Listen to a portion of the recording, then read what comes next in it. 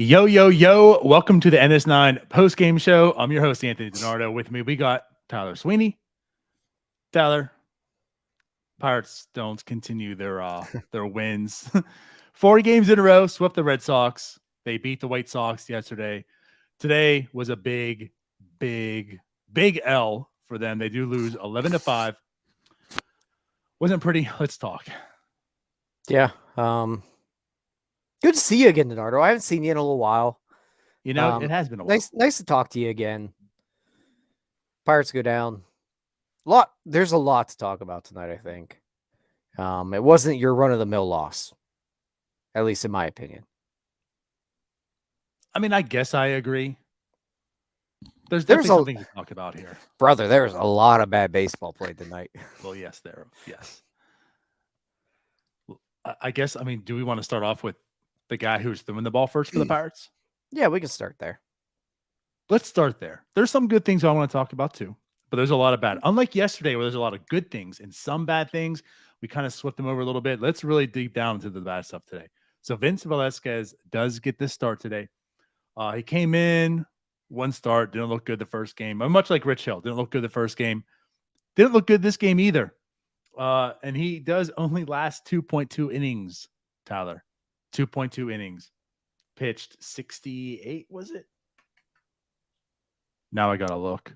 He was in the 70s by the time he came out. My bad. 75 pitches. 75 pitches. Go 2.2. Gave up 5 earned. 1 strikeout. 4 walks. Speak to me, pitching Yinza. Yeah, I think I've been aboard I'm not a big Vince Velasquez fan for, well, pretty much since they have signed him. Today he didn't look terrible in, I'd say, the first 2 innings. The 3rd inning, something happened there. He either rolled an ankle, tweaked something happened. I'm not saying he looked good in the first 2 innings, but more That's like fair. The stuff looked good enough and the command wasn't atrocious. Once that 3rd inning came around, something happened there. We saw him get a little limp. The command was just absolutely gone. I mean, everything fell apart that inning.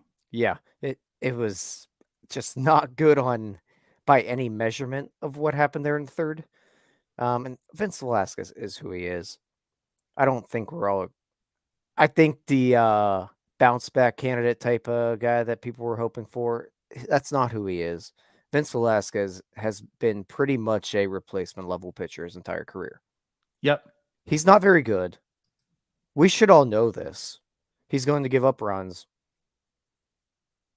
I don't really have much more to add on him without just trashing the guy because it's only his 2nd start as a Pirate. I don't want to make too much of it. He just is what he is. He's not very good. I mean, I don't know though, Tyler. There's one member who's not on the show who chose an under on a 4.459 ERA by Vince Velasquez, and I don't know if he's going to win that one. Listen, I'm with you. It's a 2nd start. I mean, there's a lot of just overreactions on goods, positives, anything right now. I'm not going to say Vince Velasquez is a terrible pitcher, but we knew from day one that he's not a good one, and he's showing it. I'm with you, though, too. So, you know, like the first 2 innings, it wasn't pretty by no means, but the Pirates are still in it. I mean, you saw the game yesterday, right? The Pirates won that game 13-9. Not saying it was going to go 13-9 this time, but even with Vince Velasquez pitching the first 2 not being pretty, I mean, it was still a game that they could have won, and the Pirates did end up scoring 5 today. It's just that 3rd inning, like you said. I don't know what it was. I mean, the trainer did go out to check up on them. They left them in the game, but it was completely different. I mean, 39 pitches, to get just 2 outs. He wasn't finding the strike zone at all. I don't know what's going to come of this. I don't know if there is an injury, whatnot. The Pirates really can't afford too many more injuries for the starting rotation. With that said, Burrow's also taken out of the AAA game today. Looks like maybe a shoulder, something. Who knows? So yeah, like it's not as if there's a lot of reinforcements. JT Brubaker already on the 60-day IL as well. But yeah, I'm kind of interested to find out what happened that inning. Well, I could tell you part of what happened that inning. Derek Shelton lost his damn mind. That too. It's the third inning. They had 0 or 1 out. I think they might have had 1 out at the point. And he decides in a 1-1 game in a runner on third that he is going to bring the infield in. The White Sox proceed to hit a blooper that would have been directly at O'Neill Cruz. Benintendi. Yep. That's bad baseball. That there's no reason to bring your infield in there, especially when your team just hung 13 the night before. The bats were alive today. That's just a really, really bad managerial decision, and I think it ended up costing the Pirates probably an extra 4 runs. I think the White Sox made it 5-1 that inning. Yes. That's just really bad. So let me ask you this. You can't do that. It's terrible. We started off the show saying a lot to talk about, and that's why I was kind of hesitant. Was it a whole lot about the team, or is it more of what you're talking about right now with Shelton? And it's a whole lot of what I'm talking about right now.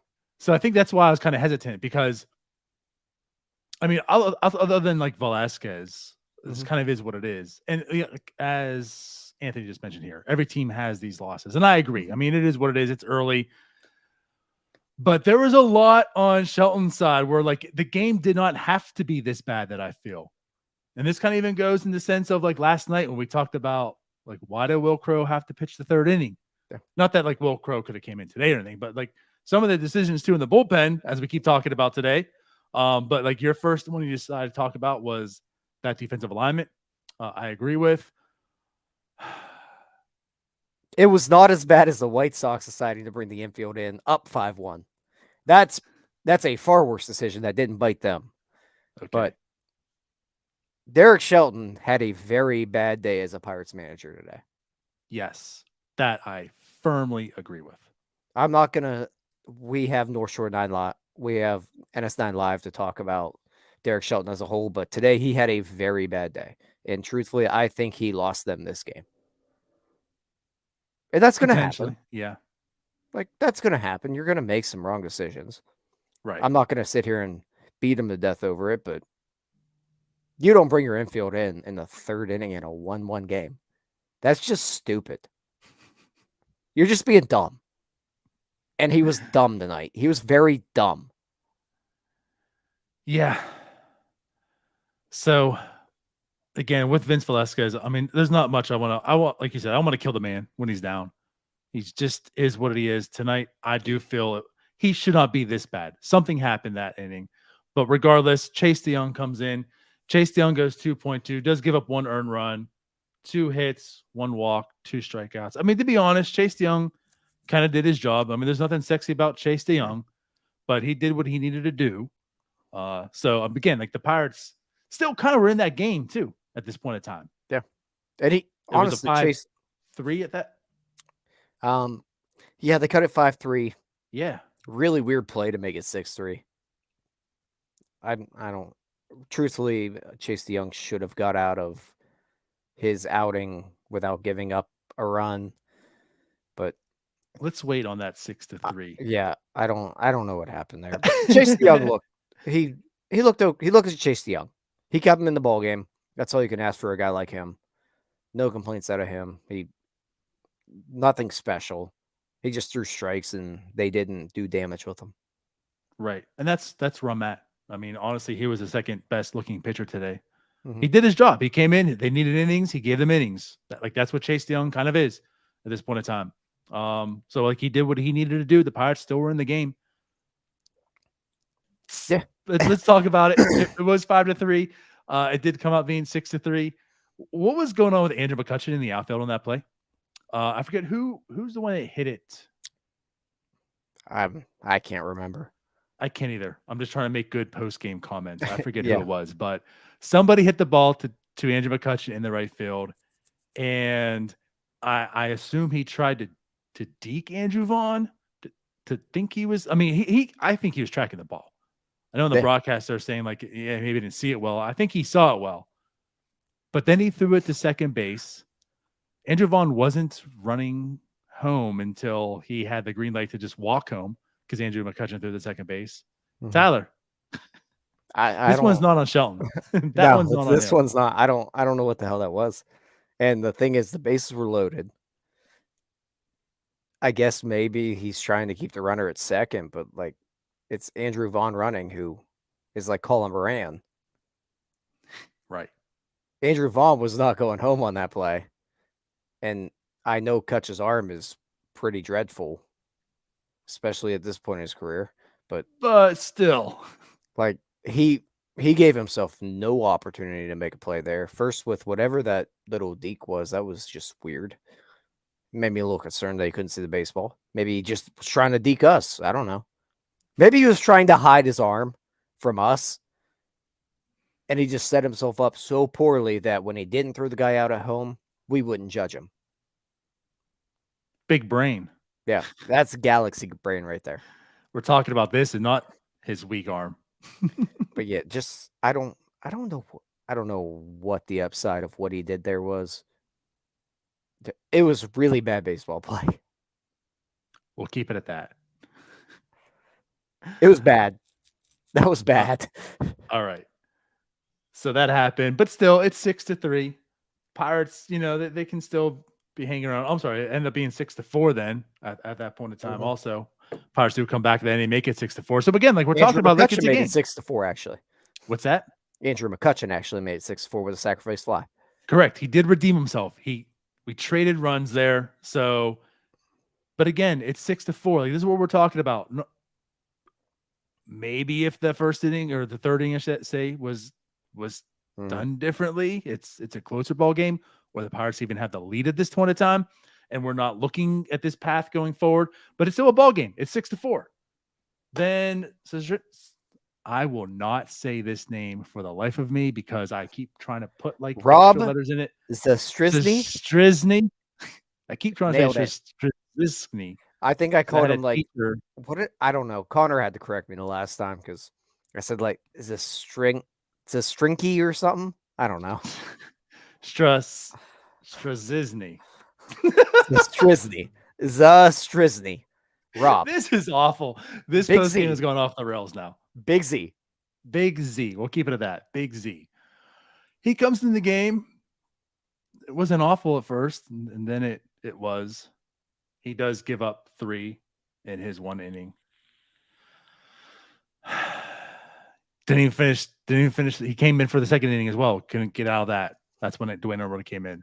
But let's talk about him, Tyler, because I know you had some choice words for him on Twitter. So it's not so much for him. The guy has not cracked an opening day roster in his career for a reason. I don't need to see him in medium leverage situations.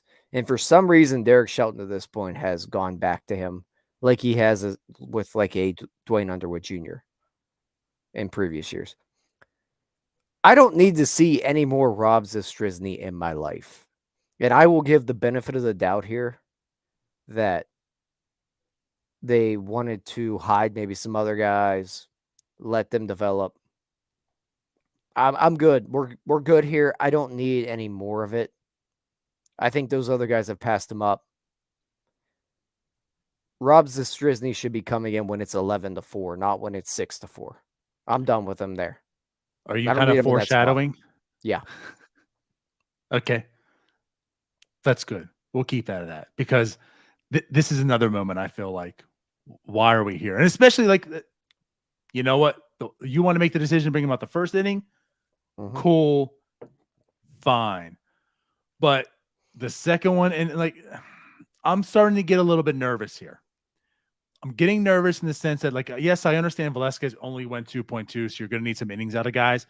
But you had an off day. You made sure to use Big Bank Moretta yesterday for 2 innings, and then Crow 3. Yeah.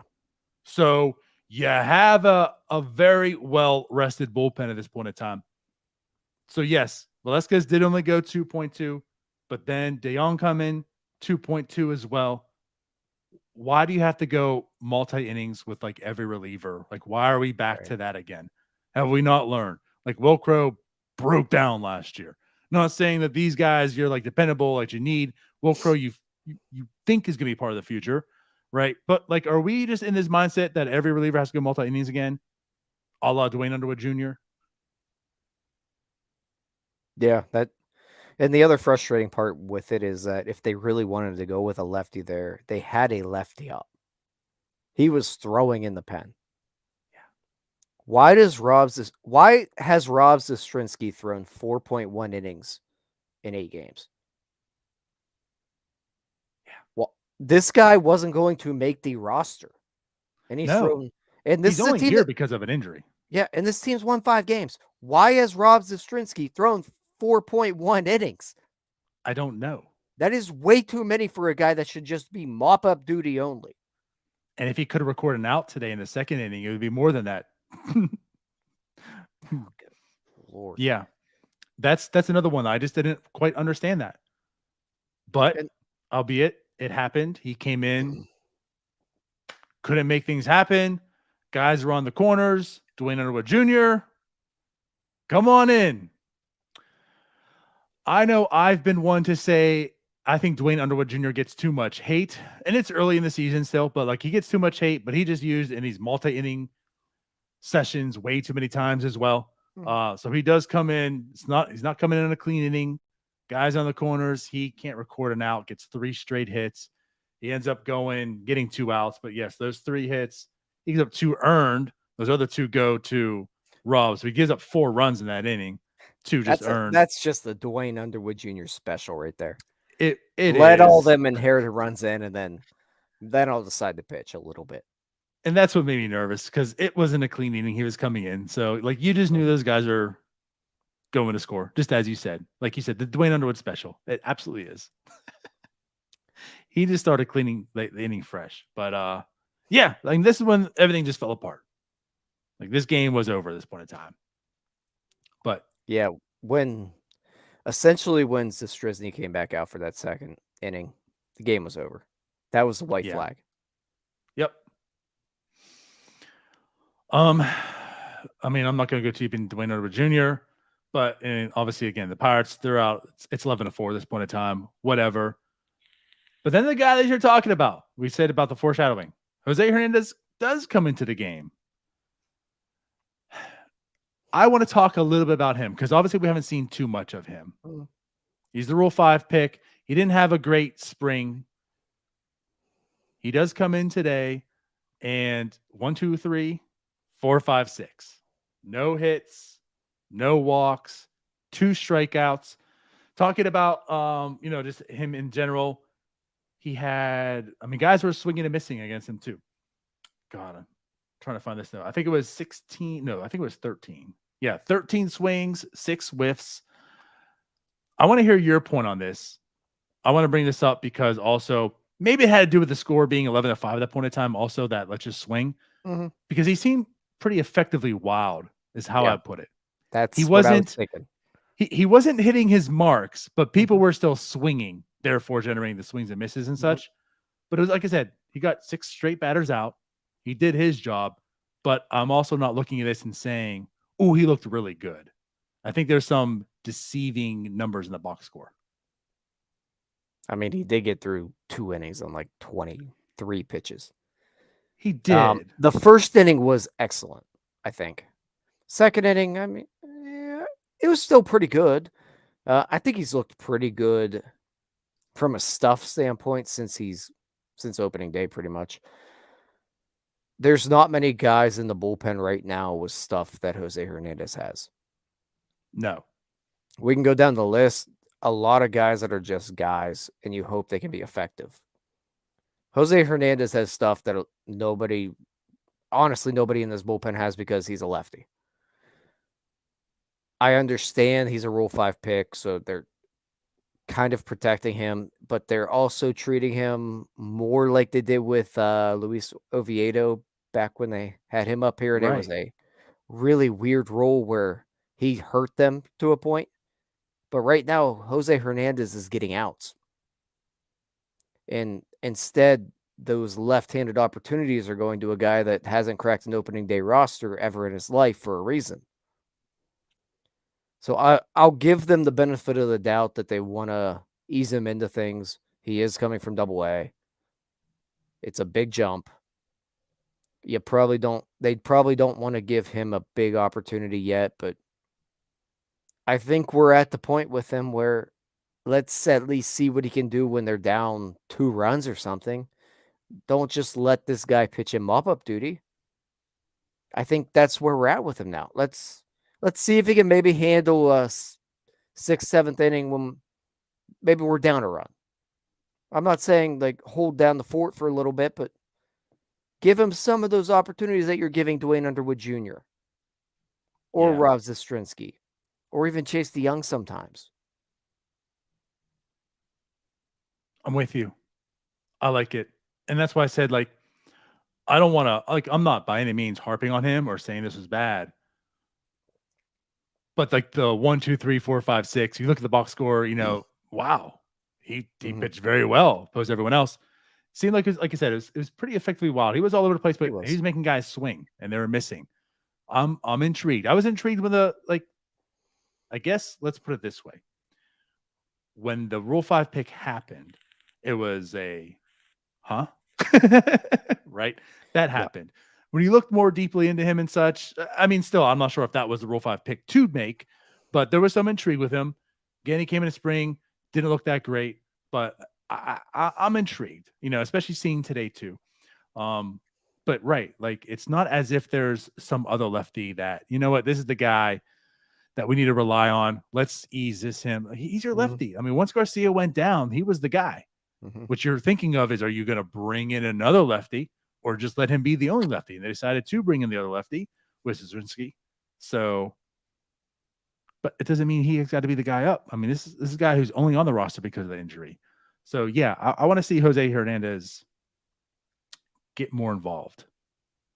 Yeah, I think he's earned some slightly higher leverage situations. I'm not saying to toss him into the 8th inning of a 1-run game, but like if you need a guy that can keep you in a ball game, I think he's earned that opportunity at this point. Yeah. I'm with it. So again, certainly some questionable decisions on the pitching side by Shelton. Let's get over to the offense though. So not all terrible. I mean, honestly, like there was some good production again. They did score 5 runs. It's not like, you know, they're blowing the doors off here or whatever. I mean, they scored 5. Kutch's home run at the very end, which by the way, Kutch got his first home run tonight. Yeah. Let's celebrate that. Back in Pittsburgh, gets that home run. I wish it didn't happen when it was 11-4, but he does get the home run. But regardless, I mean, there was, you know, today was Carlos Santana's birthday. He collects 3 hits, 2 of them pretty big RBIs on both of them. The first 2. Onel Cruz, he got a hit. He drew another walk, got a stolen base. Did have 2 strikeouts. The 1 strikeout at the end concerned me. I want to talk about that a little bit. But what do you think about Onel Cruz today? We're still seeing the pretty good plate discipline. You did mention that last strikeout. We're not seeing him really run into the baseball like I think we hoped, where he's just lasering it everywhere. But the plate discipline is encouraging. You hope the other part comes with it, where he's just going to tap a ball and it's going to go 100 miles an hour.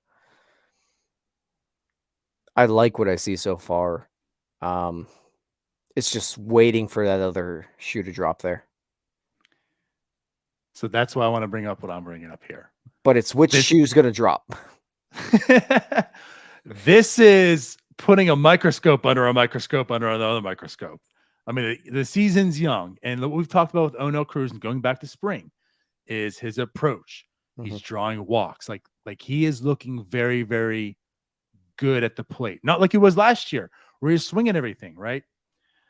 Again, it's just one at bat. It was the 9th inning. You're down 11-4. But he swung at 2 pitches he had no business swinging at. And my takeaway here with it was he's been doing so well at this plate discipline. And what he's doing well at is basically having no action. He's drawing walks, 6 walks in 8 games, right? He hasn't had those big hits, just 1 home run. And I'm not saying this one at bat is like the microcosm of everything I'm talking about, but I don't want to, like, I hope he doesn't start pressing. I hope he doesn't say this is boring and just start swinging. And that's what that one last at bat made me feel. And like I said, this is the overreaction to just one at bat. But like I said, that's seeing it just made me feel this way. It's like, oh boy, I hope O'Neill just keeps staying patient.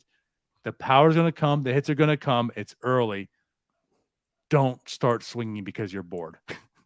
I mean, even the at bat before that, it wasn't as bad with a runner on second that could have tied the game up 6-6. Joe Kelly gave him 2 pitches that were dots that in a 3-0 count. Got in a bad spot there. They got to find a happy medium with him.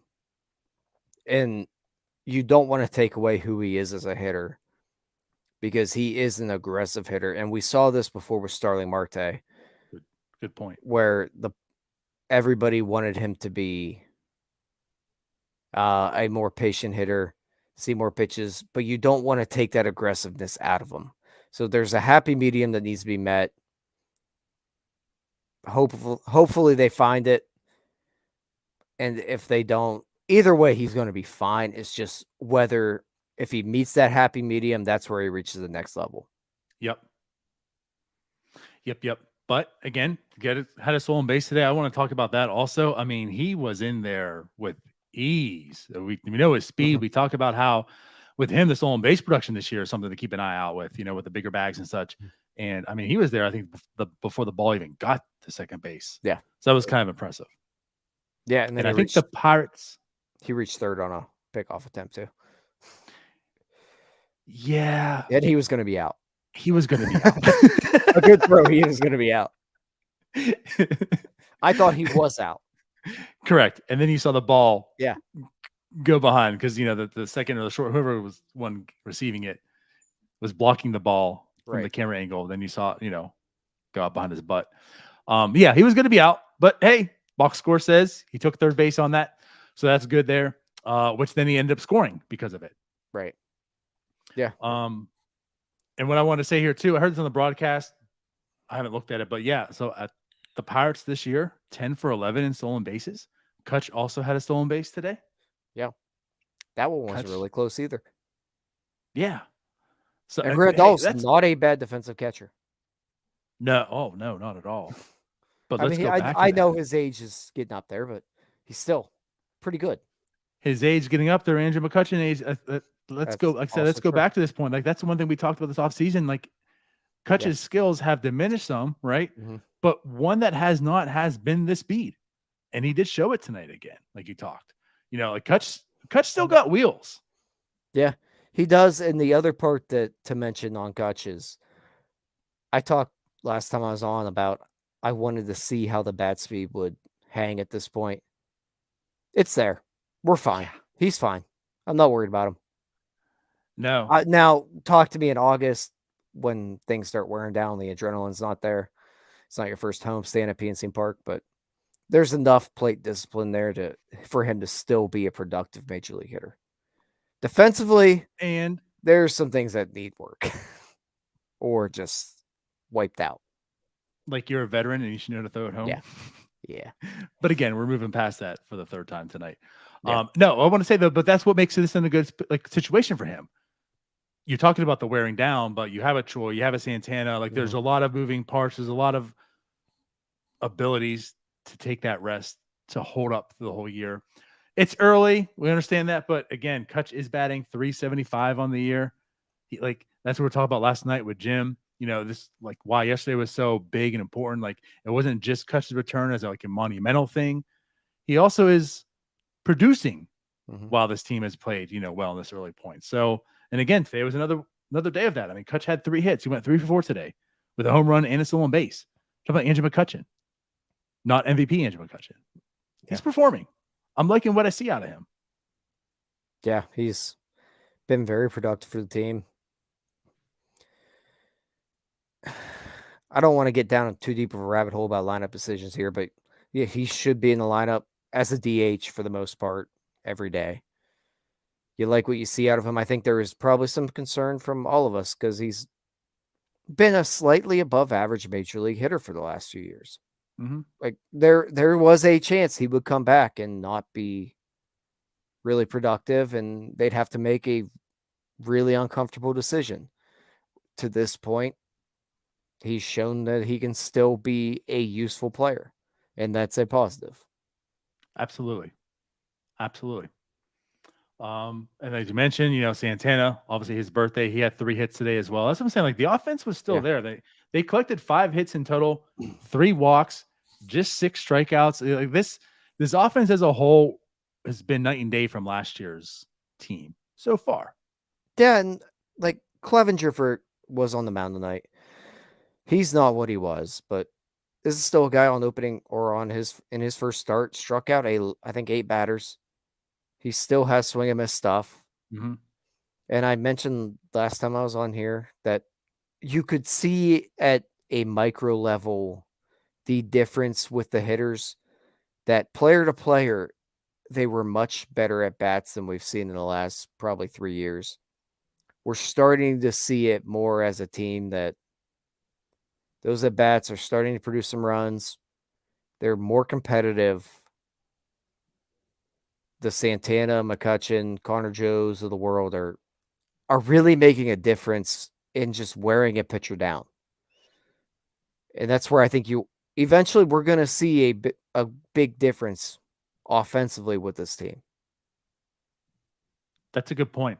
Speaking of the wearing down thing, now granted, I jokingly said it because Velasquez was out there for an hour, so maybe Clevenger got a little bit cold. But it was that inning he came back, and not a whole lot of damage was done. Some unlucky contact was made there too. We got out of it, but yeah, like Clevenger came back and he wasn't sharp, and like you said, like they were wearing them down at that point a bit. But yeah, like it's still so early, it's all we had to go on. I'm not trying to overreact, but like this is why you were excited about this lineup. There is some actual length.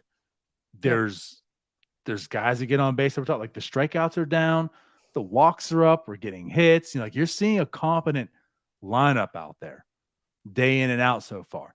So far, so good. Yeah, it looks like a major league lineup. That's a lot to ask for over the past 2 years. It really is.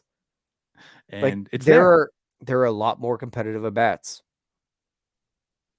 Like you can live with the Rodolfo Castro going up there hacking when you have your 3, 4, 5 hitters up there seeing 20 pitches between the 3 of them. Yes. And speaking of that, that's a guy I want to bring up here too as well, Rodolfo Castro. So he does get 2 hits today. One would just miss being a home run. That would have been big. It would have. It is what it is. Like I said, he just missed it. Maybe about 2 feet would have been a home run. But he does go 2 for 3 today. Also, and if you're listening to the podcast, air quotes, drew a walk. It was a full count and pitch violation, take your base. Like so that's also what I was talking. Weird day for baseball. Like we had a lot of those today. We did. And this is one of those things too where the box score and his stats at the end of the day are going to say he drew a walk. Mm-hmm. But I'm not too confident that would have happened if it not been for the pitch, the violation, So like this is one of those weird things, you can't just go by box scores anymore to really decide. Like you have to watch the game and like how things can decipher and whatever. Because I mean, we talked how he's a free swinger and such, but now in the box score he draws a walk. Yeah. So has he become a different player, or just lucky? How many of these are going to like really affect that or not? And like you said, today was a weird game. There was 3 pitch violations, I think, today? I think so. And they were all within like 5 batters. Right? So just a weird day in box score watching in that sense. Right. But Rodolfo Castro was a benefit of one of those. Yeah. It was good to see him kind of jump out of his slump today. He scored a few balls up. I hope we get to see a little bit more of him going forward with Bay in the lineup as well. I think he's a guy that I think you need to give some extended at bats to before you make a decision on. For sure. We've been talking about Castro for like the past 8 months, 9 months, maybe. Right. I mean, especially the second half, he came back. It was hot. Like the tools are there. You want to see what he has. And that's why, like you're saying, like I want to see an extended time too. I want to see this kid develop and see what you have in him. But what I'll say is Connor Joe, G1 Bay, like they're making that difficult right now. You assumed he had the second base position, almost handed him, especially the way Bay's spring was. And they almost said, like, no, you don't. And they've given Bay, he had an opening day gig, second base. Yeah. And Bay's real season this year has been night and day from his spring training season. And he's performing. And Connor Joe's performing. So, like you're talking about, Bay could go in the outfield, but Connor Joe's there. Like they're not allowing Castro to get those extended at bats. So I mean, I don't blame him at this point, but you are correct. Like I do want to see more out of him to see what there is in him. But Joe and Bay are making that very difficult for Shelton to do.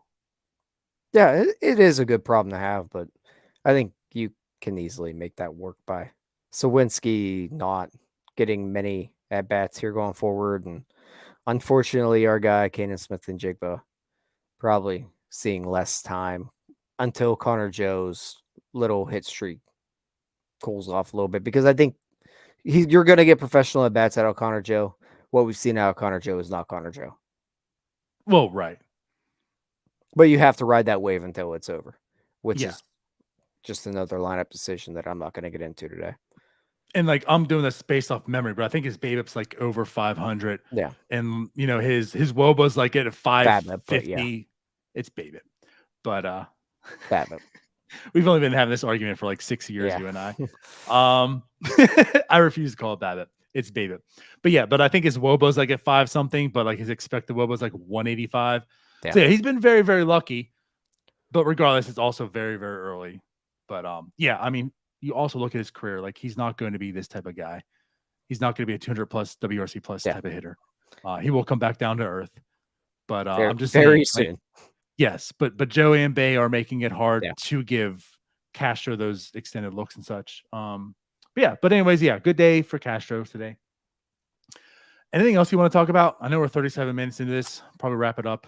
Yeah, I'm good with wrapping it up. We talked about pretty much everything that happened today. Yeah, so a lot of bad, but again, there was definitely some good in it. Yeah, I mean, there's still positives to look at here. Just offensively, mainly. Yeah, and I really do like what I see out of Jose Hernandez right now.